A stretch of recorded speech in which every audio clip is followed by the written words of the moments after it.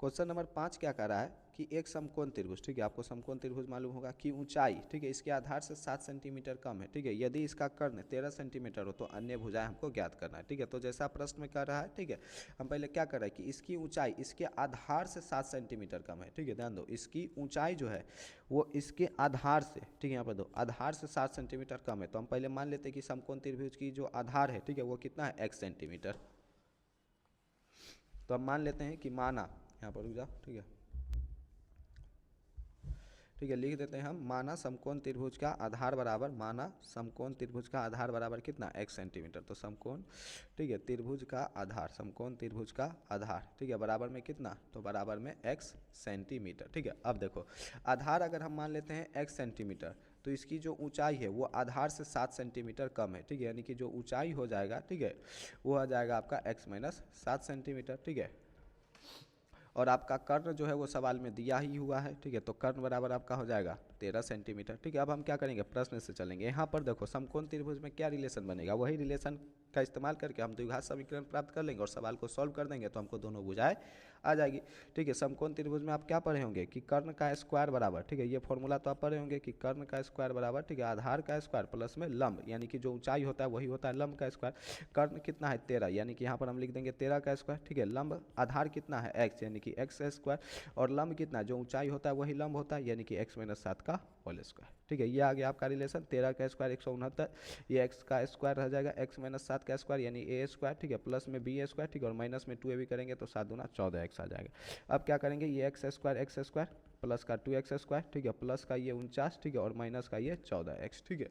अब हम क्या करेंगे, ठीक है, इस 169 को उस पार भेजेंगे, ठीक है। पहले जो ये 2x स्क्वायर है उसको एज इट इज़ रहने दो, ठीक है, ध्यान दो, इस 2x स्क्वायर को एज इट इज़ रहने दो, माइनस 14x को एज इट इज़ रहने दो, ठीक है। और ठीक है, ये जो प्लस का 49 था और ये माइनस का 169 उधर जाएगा तो माइनस का 169, तो प्लस का 49 और माइनस का 169 बराबर में 0। अब देखो 2x स्क्वायर को 2x स्क्वायर माइनस का 14x प्लस का 49 माइनस का 169 माइनस का 120 बराबर में 0, ठीक है। अब क्या करते हैं, दो कॉमन ले लेते हैं, ध्यान दो, यहाँ पर भी 2 है, यहाँ पर भी 14 है, यहाँ पर भी 120 है, तो सबसे आपका 2 कॉमन आ जाएगा, 2 कॉमन आ जाएगा तो यहाँ पर एक्स स्क्वायर बचेगा, 14 में से 2 कॉमन लेंगे तो 7x बचेगा, 120 से 2 कॉमन लेंगे तो 60 बचेगा बराबर में 0, ठीक है।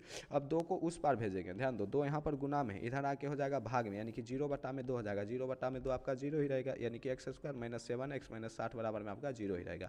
अब क्या करेंगे, इस 7x को तोड़ेंगे दो ऐसी संख्या में जिसको जोड़ने से माइनस 7 आ जाए और गुना करने से माइनस 15 आ जाए। सोचो ऐसी कौन सी संख्या है जिसको जोड़ने से माइनस 7 और गुना करने से माइनस 60 आ जाए, ठीक है। पहले हम गुणनखंड विधि का सिंपल इस्तेमाल कर लेंगे, लेकिन उससे पहले हम साइन प्रिडिक्शन कर लेते हैं। यहाँ पर a है, ठीक है, a का मान है 1, ठीक है, b का मान है -7, ठीक है, और c का मान है 60।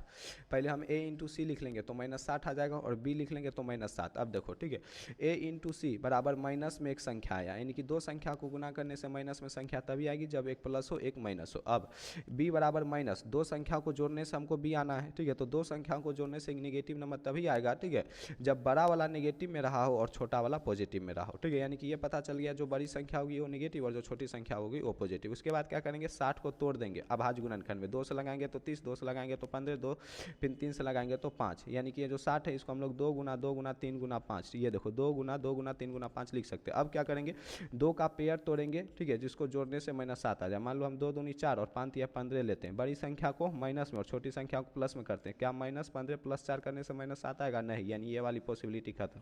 अब तुम देख लो हम क्या करते हैं, 2 दूनी 4 या 12, ठीक है, यानी कि माइनस का 12 लेते हैं और प्लस का 5 लेते हैं, क्या माइनस का 12 प्लस का 5 करने से -7 आएगा, हाँ, यानी कि माइनस का 12 प्लस का 5 हम ले सकते हैं, ठीक है। यानी कि एक्स स्क्वायर को एक्स स्क्वायर रहने देंगे, ये -7x को -12x प्लस का 5x में तोड़ देंगे और ये -60 है जिट रह जाएगा बराबर में 0।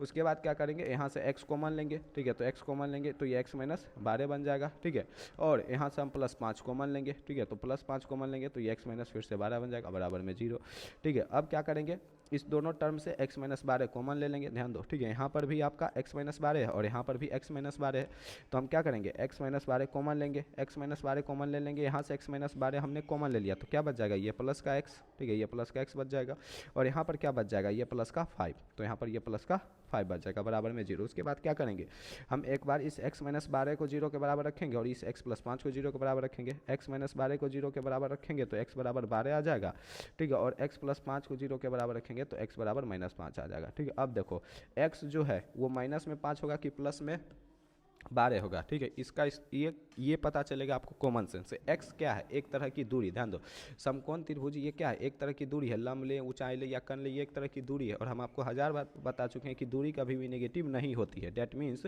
कि अतः, ठीक है, x बराबर -5 संभव ही नहीं है, ठीक है, दूरी का मान नेगेटिव में संभव ही नहीं है। तो x बराबर -5 संभव नहीं है तो x बराबर 12 क्या हो जाएगा आपका आंसर, ठीक है। पहले तो x बराबर 12 आ गया। अब देखो x हम माने किसको थे, x माने थे आधार को, ठीक है, यानी कि आधार का मान आपका हो जाएगा 12 सेंटीमीटर, ठीक है। और आधार से 7 सेंटीमीटर कम था आपका ऊंचाई, तो 12 से 7 सेंटीमीटर कम करोगे तो 5 सेंटीमीटर आ जाएगा आपका ऊंचाई, ठीक है।